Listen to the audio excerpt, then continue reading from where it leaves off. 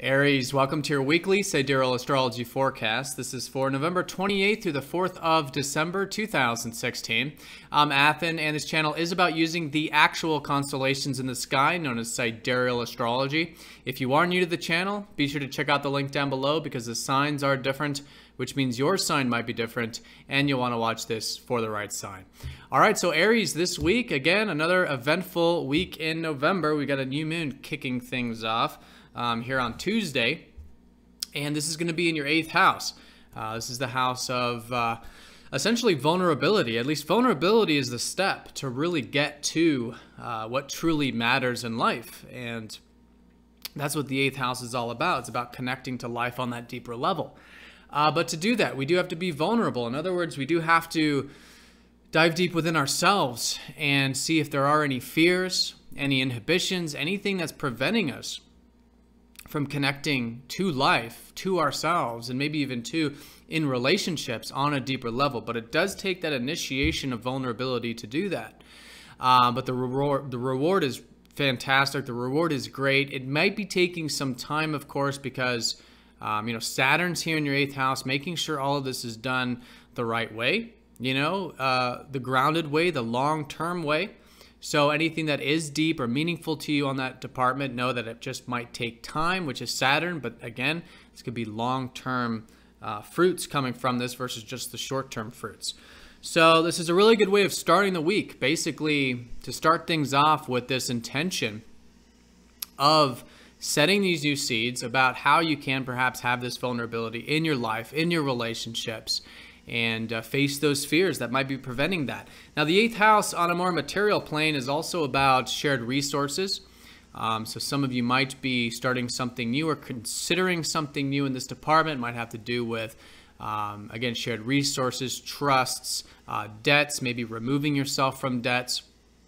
And that's really where we get to the essence of the 8th. It's really about, again, trust. And here, if it's trust in others, perhaps a bit of healthy interdependency, I think can really go a long ways with this. But in order to do that, of course, breaking free from any unhealthy dependencies, unhealthy bonds, unhealthy attachments, both in the physical plane and the, spiritual plane or the non-material plane. And I think with that perspective, just kind of see what takes place. I think as the week unfolds, you'll start to get more of an inclination of what this means for you personally. But I think with that intention, I think it's great. Now, the new moon is going to be squaring up to that conjunction with Neptune in the South Node. So this has been those changes from last week of perhaps, and the week before that, of perhaps making some big changes in our life that is freeing us up. And that might have had to do with your aspirations, may have had to do with group or community things. All right, so whatever that was, this new moon is going to be squaring up to that conjunction. So it does mean perhaps, again, moving this energy forward, seeing what can change in your life so you can free yourself up and really bring some balance to your aspirations. Bring some balance to your group life or social life or network circles. This is what this conjunction was all about. Now, right after that new moon on, actually around that same time, Mercury is going to be shifting into your 9th house here, Tuesday and Wednesday. So what's nice about this is that, you've had a lot of this, beauty and attraction you can be having with the more expansive view of life, which has been Venus. And even Pluto's been helping you transform those belief systems, see things perhaps in that, top-down perspective. When we're not so caught up into the details, we can see the overall life path, the overall life direction. That can be very inspiring. So there's a lot of things to enjoy here with a bit of adventure. Maybe it's about philosophy or spirituality. That's been Venus. But now Mercury goes into the 9th. So this week and onward for the next few weeks, there is this mental energy that can certainly be facilitating all this. In other words, you could be learning again about philosophy, about spirituality, which is, again, opening your mind to possibilities or potentials. Or if you're not studying anything in particular, maybe you're just more keen and more aware of your belief systems and the importance of those and expanding those belief systems, which then allows more to come into your life. So there's definitely a transformation occurring because Mercury is going from the 8th into the 9th. And I think it does have to do with that mind transforming, the perspective transforming, and also too, maybe your routine. Mercury does rule your 6th house. You've had Jupiter here, a lot of positive energy to help you cultivate your self-improvement or your work. And so now Mercury going into the ninth can really expand that area. So if you have been feeling the work, even though it's, again, you have these opportunities, if it's been more deep or it's been more about, those transformations and changes, know that I think this week, probably a bit more expansive when it comes to the routine. Now, around that same time, Venus from the ninth will be squaring up to Uranus and sextiling Chiron. So there might be some healing insight, okay? This has been Chiron helping you heal any deep wounds relating to your deep spiritual self, okay? This is Chiron going into the 12th. It's bringing up, again, those deep-seated things that you might feel wounded about or inhibited about. And as you accept them, you're willing to dive deep, this is another very spiritual house, then it's very freeing. And the freeing sense here is about more peace and tranquility in your life. So I think this early part, just seeing how you can, and I think this part will come easy, how you can do some of that healing. And I think that'll expand your horizons. You could even notice that's benefiting your relationships, could even be benefiting your value sector, all right, such as finances. All right, Venus rules both your second and your seventh.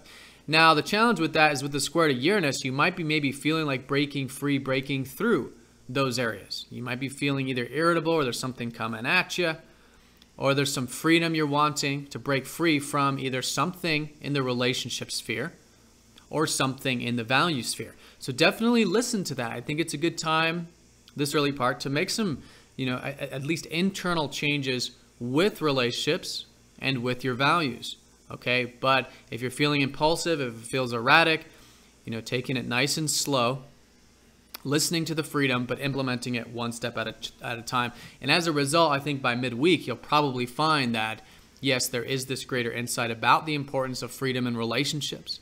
There is a greater emphasis about the importance of freedom in, the financial realm, let's just say, or anything else having to do with your values. So they're not restricting, and they're not preventing you from enjoying them. Because, of course, it's about balance, healthy freedom, healthy individuality from both sides of that. Now, Uranus in the 12th is saying that this might all have to do with acceptance, really accepting things, being in the present moment. That's what Uranus in the 12th has been showing you, all right? So those are those two key areas there.